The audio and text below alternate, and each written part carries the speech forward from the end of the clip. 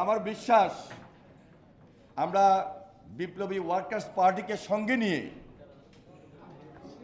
আগামী দিনে দেশ গড়ার কাজে নেমে পড়েছি এবং নেমে পড়বে ইনশাআল্লাহ তারেক রহমানের নেতৃত্বে। আজকের এই দিনে আমি ওয়ার্কার্স পার্টির সামনে যে দিনগুলো আছে এই দিনগুলো শুধুই যেন অতীতের মতো মিছিল মিটিং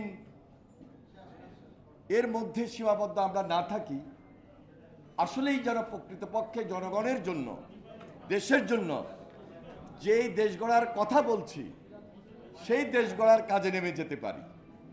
সেজন্য আমাদের ভারপ্রাপ্ত চেয়ারম্যান জনাব তারেক রহমান যে 31 দফার ঘোষণা দিয়েছেন, ওনাদেরকে সঙ্গে নিয়ে যারা আমরা যুগপৎ আন্দোলন করেছি ফ্যাসিস্টের বিরুদ্ধে থেকে, সবাই মিলে জাতীয় ঐক্যমত্যে সরকার গঠন করব। দেশ গড়ার কাজে এই বাণীটি, এই ঐক্যটি খুব বেশি প্রয়োজন।